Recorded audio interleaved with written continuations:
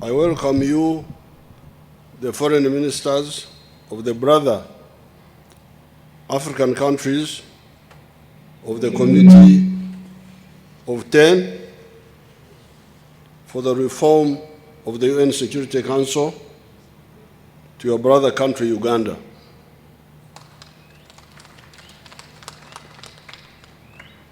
In order to inform your brother people of Uganda who may be listening or watching this function, the Committee of 10 is comprised of the following brother African countries: Senegal, Uganda, Algeria, Kenya, Zambia, Sierra Leone, Congo, Libya, Namibia, and Equatorial Guinea. In March 2005, the African Union appointed the members of the Committee of 10 Heads of State and Government, abbreviated as C10, with the mandate to advocate and canvass for the African Common Position on the reform of the United Nations Security Council. Indeed, a consensus was reached at Eswatini in Swaziland, where the brother African countries on the committee agreed as follows.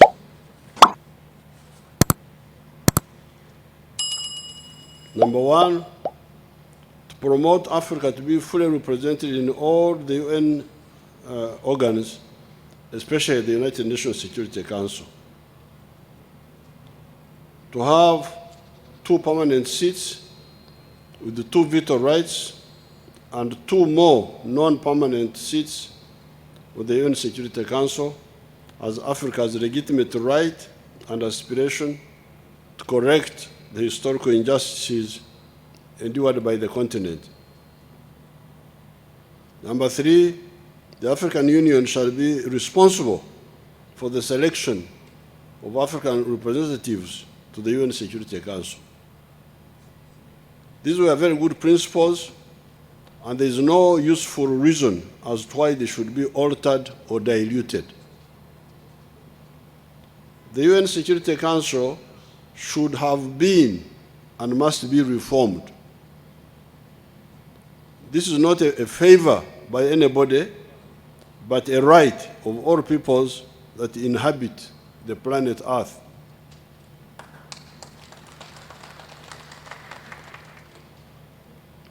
The international arrangement that was arrived at in 1945, after the devastating inter-imperialist Second World War, caused by the greed of the imperialist countries that were vying for colonial possessions, fighting as who should own us, the Africans and the Asians. That's what they were fighting for.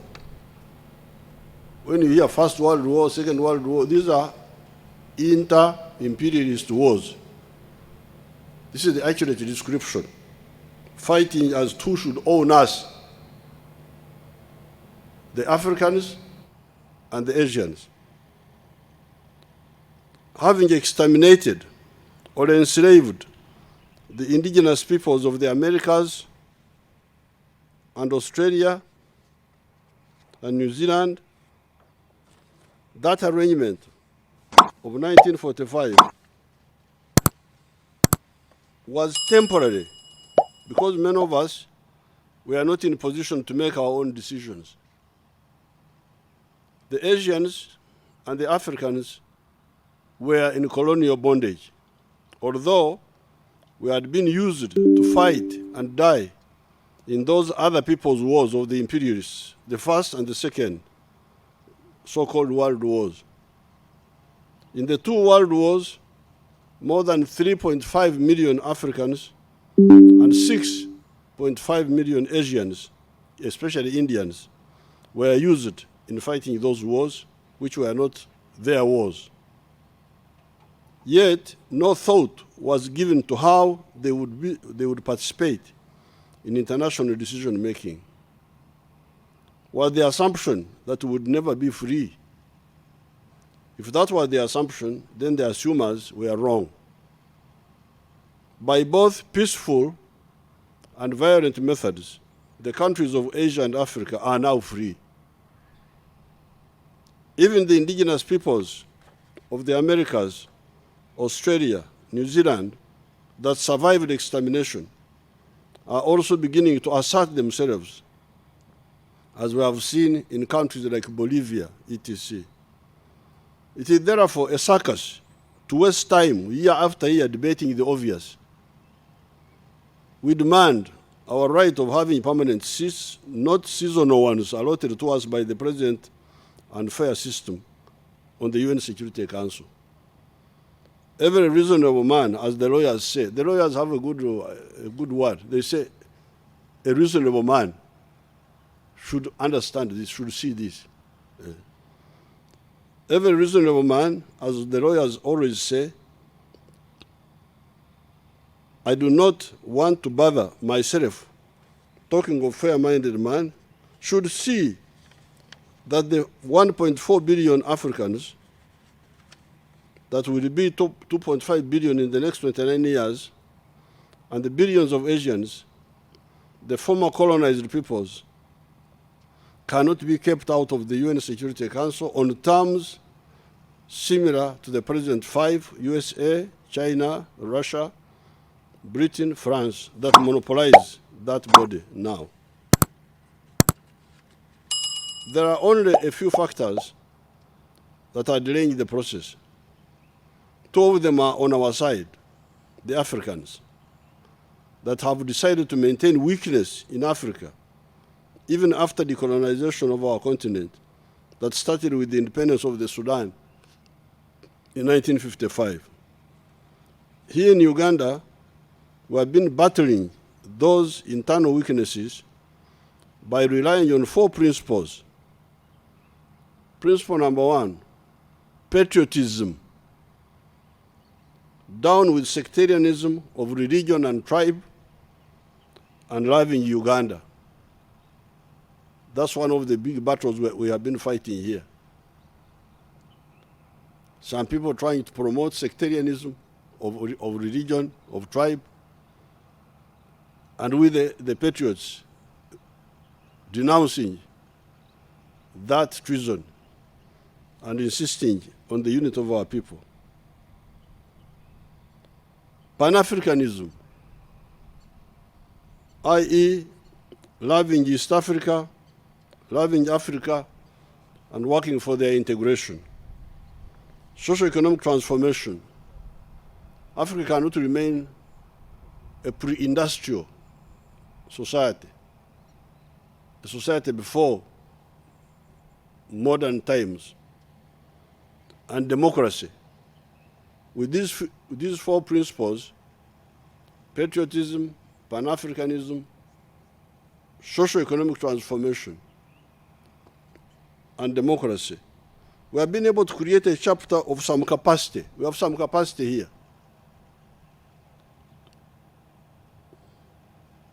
We don't need the United Nations to come and defend us. We can defend ourselves.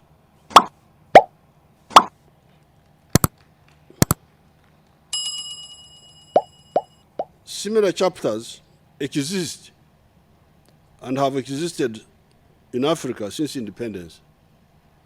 That is how, for instance, countries like Tanzania, under Mwalimu Nyerere, Zambia, under Mzee Kaunda, Botswana, under Mzee Seretse Khama. The word Mzee means the elder. Those who don't know Swahili, Mzee means the elder. Algeria, under Houari Boumediene, Egypt, under Gamal Abdel Nasser, and Guinea-Conakry, under Sékou Touré, were able to support the anti-colonial armed struggle that defeated Portuguese colonialism in Mozambique, Angola, Guinea-Bissau, and Sao Tome, defeat the Ian Smith regime in Zimbabwe, what was called Rhodesia, defeat the racists in Namibia, and defeat the racists in South Africa, working with the African liberation movements of those countries. This shows that once the Africans get together, not all of them even, some of them, there's nothing that we cannot solve. Because this is an example. Who defeated the Portuguese colonialists in Africa? It was the African countries supporting the freedom fighters, supported by some few friends in the world. But we did it. Our elders actually did it. And at that time, they had much less capacity than what we have now.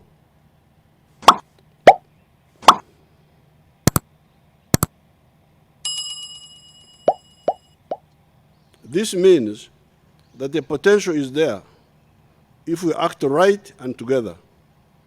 The problem of Idi Amin and such other problems were similarly solved by the African actors. Idi Amin was a problem. Who solved the problem of Idi Amin? When you see the people of Uganda coming up now, standing, the economy growing, population growing. Population of Uganda was 10 million that time. It's now 43 million. Many of them, since the time of the NRM, our party, our movement, when we came into power, because children were vaccinated, that's how the population exploded. But who solved the problem of Idi Amin? It was not external people, it was our people. Ugandans plus a few brothers, not even many, a few. Tanzania, Zambia. That time we had Mozambique had come, Angola, and we solved that problem, and other problems which I don't want to go into.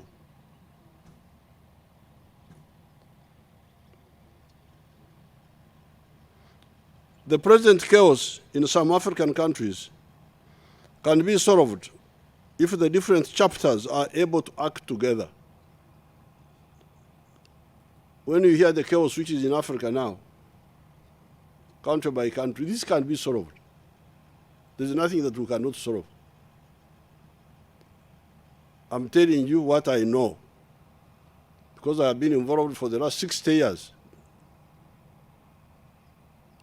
So the main problem is lack of coordination, lack of cohesion. This is what I'm talking about. Those fellows are playing around with us because we are not cohesive. That's why we are begging, as if we are begging for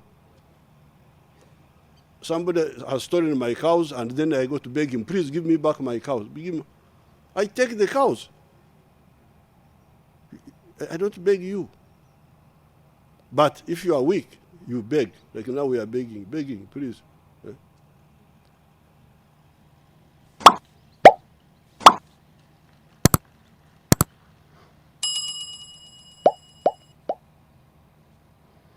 The present chaos in some African countries can be solved if the different chapters are able to act together. There is no adversary that we cannot defeat on the African continent if we act together. I can tell you this. Because in 1963, when our leaders first met in Addis Ababa, at that time I was in the secondary school, the ones who met in Addis Ababa were only 36 countries which had got independence. They are the ones who founded the OAU. That means there was another almost 20 countries of Africa which were not yet free. And in that conference, I remember very well, you know, the problem is that you people, what you call history, me, I call current affairs, because I was there.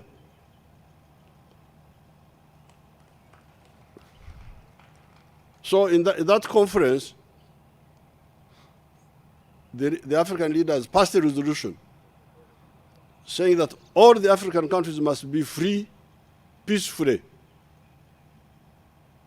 And if anybody does not give freedom peacefully, we shall throw him out by war, the armed struggle. Oh, people were laughing at, these are Africans just talking. But our leaders formed a committee of 9. It was called the Committee of 9, just like this one. The Committee of 9 African countries who are members of the Liberation Committee, which was headquartered in Dar es Salaam, Tanzania. And that one was to coordinate support for the liberation movements in the countries which were occupied by the foreigners. This was 1963. And people were laughing at Africa, what can they do? But by 1974, the African armies in Mozambique, in Angola, in Guinea-Bissau had defeated the Portuguese imperialists. Defeated by war, not talking in the microphones, no.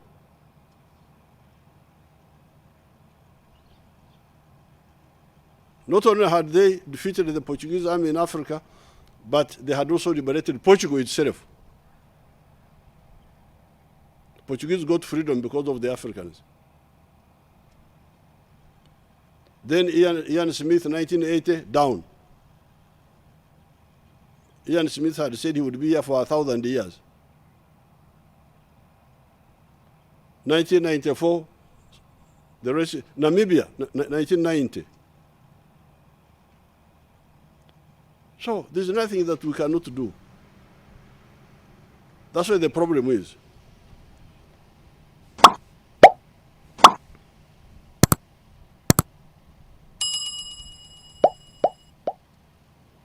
By strengthening ourselves here in Africa, the outsiders will more easily accept not to interfere with our rights. We must be in that Security Council to ensure that it is not used negatively against Africa, and that it is instead used positively for Africa and the rest of the world. When has the UN system been misused to commit aggression against Africa? When? What are the examples where the UN Security Council was misused to the detriment of Africa? I can straight away quote 2 cases. The murder of Patrice Lumumba in 1961 and the attack on Libya recently. How much chaos have these 2 mistakes caused in Africa? If you sit down and you think how much chaos has been caused by these 2 actions, the killing of Patrice Lumumba, 1961, and the attack on Libya recently. All this chaos you are talking about in the Sahel is linked to the problem of Libya. The fellows who are dying in the ocean, in the Mediterranean, going to Europe. Many of them were working in Libya. Libya was, although I had problems with Gaddafi, I had to fight Gaddafi 2 times. But he had also his positive points. And many Africans were working in Libya. They were not going to Europe. Now, that little portion of strength has been destabilized, and these Africans are going in the waters. Who is answerable for these two mistakes?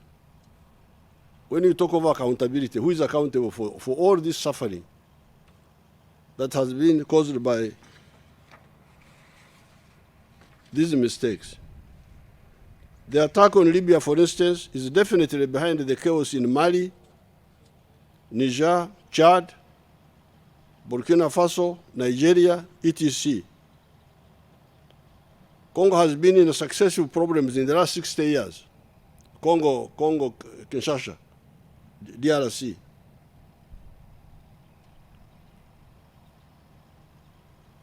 The membership of African countries on a permanent basis would stop these mistakes. How and who should be the members of this body?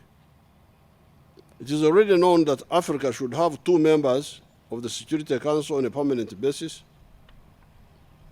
and another 2 in the non-permanent category. Elected, maybe, I'm having an idea, may be elected every 4 years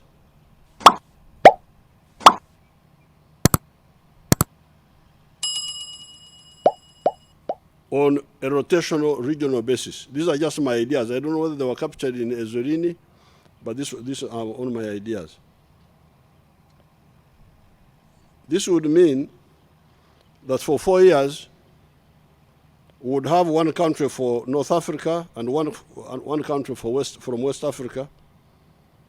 Then for the next 4 years cycle, we would have 1 country from Central Africa and 1 country from Southern Africa. Then the next 4 years cycle would have a country from Eastern Africa and another turn for a different country from North Africa.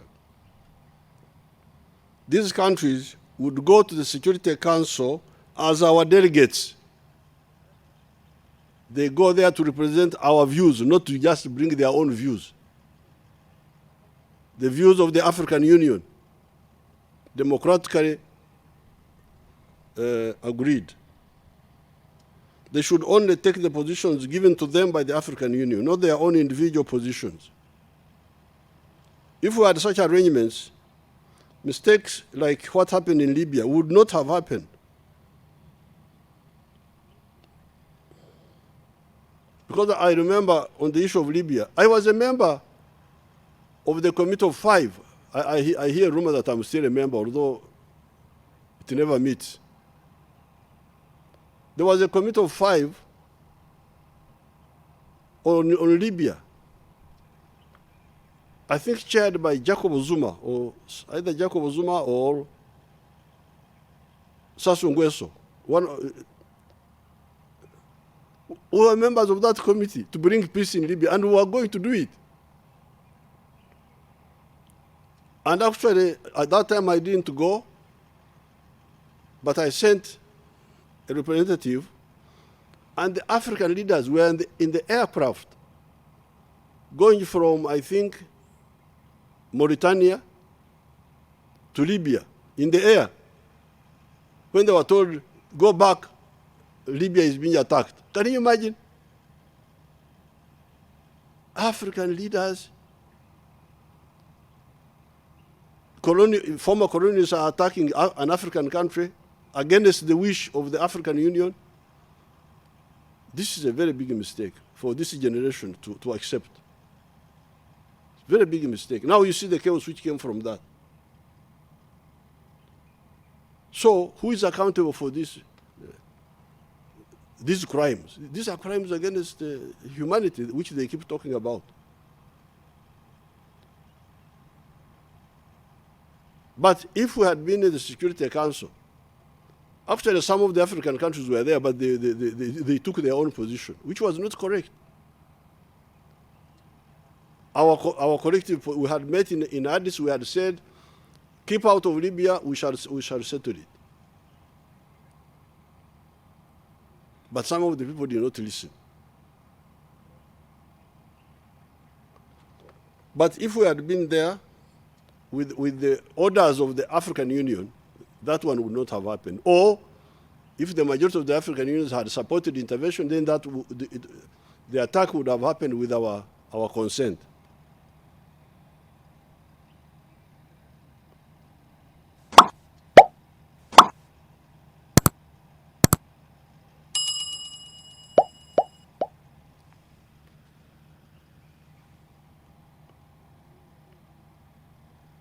Now there is another confusion, trying to use the size of the economy to decide who should be in the Security Council, who should represent Africa. They come and take measurements. Who is fat now? They bring a tape measure to see who is fat now, who is the fattest. But the one who is fat now may be small tomorrow. And the one who is small may be fat tomorrow. This confusion must stop.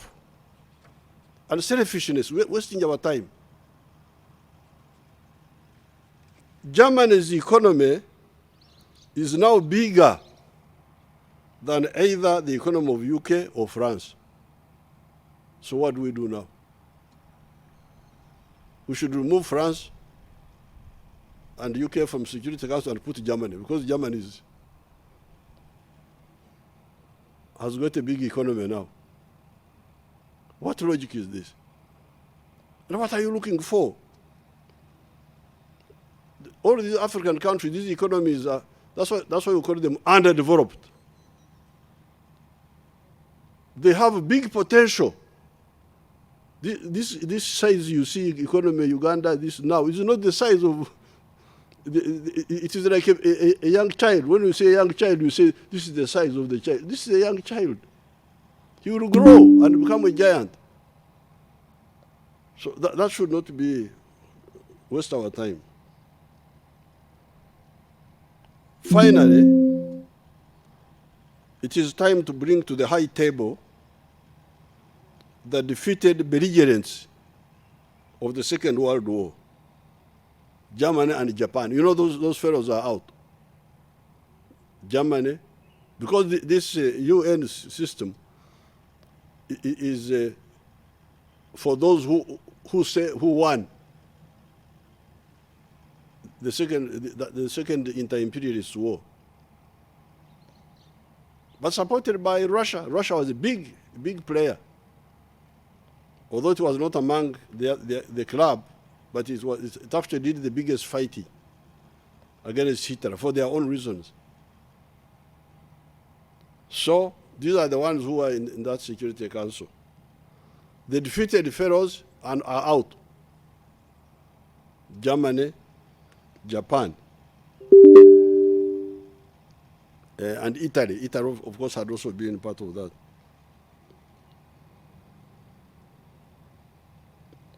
But in my opinion, this should now come. Why? We want reconciliation and forget past mistakes. Why do you continue to punish a student of imperialism and aggression when you have never punished the teacher, the actual imperialist countries, as per 1900? Because the imperialist countries who colonized us, the position of Germany and Japan was a question. Because see, the First World War and the Second World War were started by the new imperialist powers.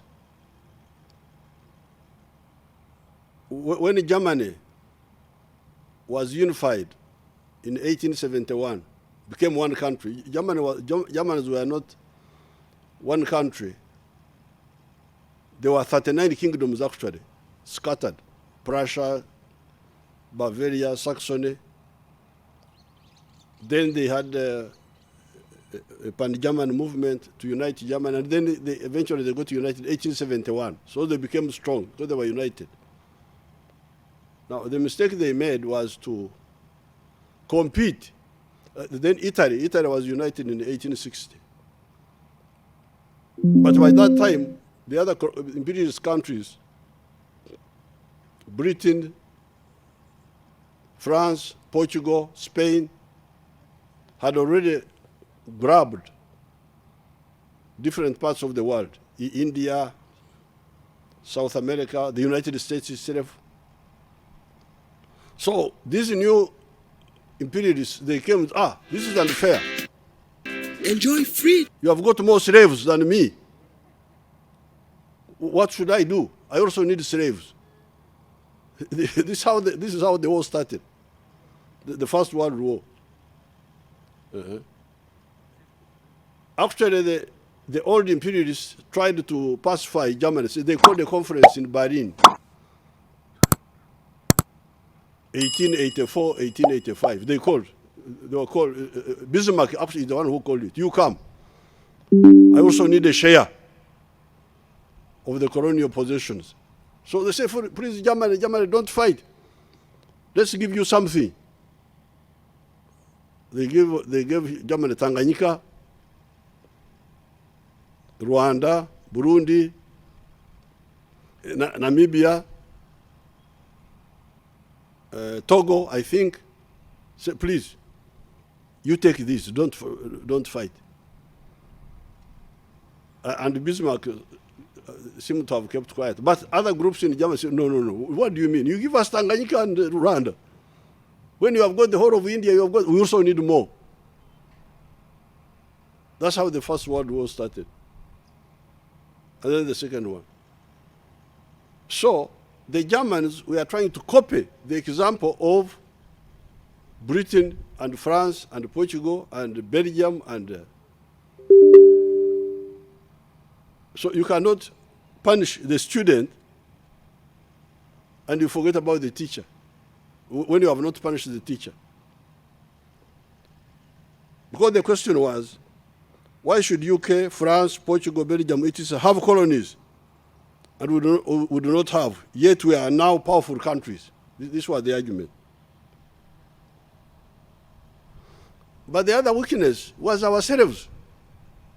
This one we should not forget. The other weakness, it was also the shallowness and the refusal of our chiefs to change that created the internal weaknesses that lured the wicked. You should not forget that. Like, for instance, here in East Africa, this is why I will never forgive our chiefs here, our traditional leaders.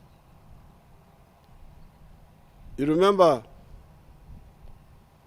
Vasco da Gama went around Cape Town in 1498 and landed on Christmas Day in now what is now called Natal in South Africa.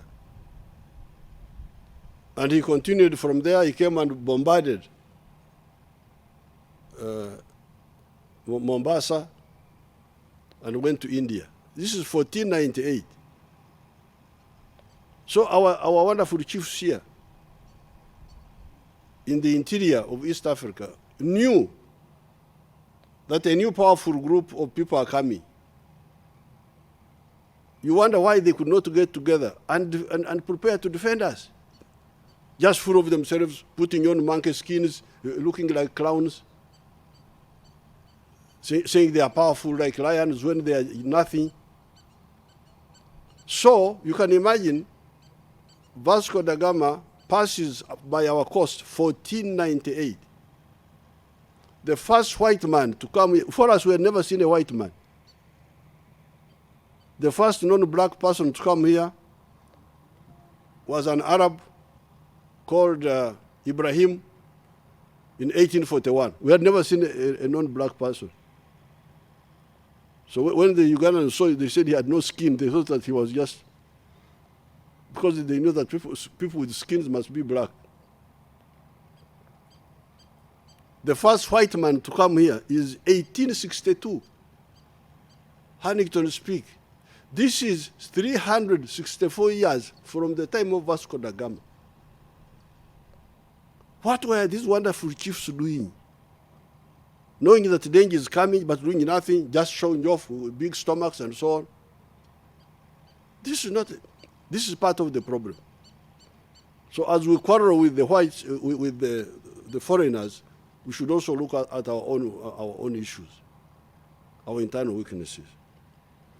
It is therefore high time we forget all the mistakes of the past and have a new dispensation of equality and security. Thank you very much.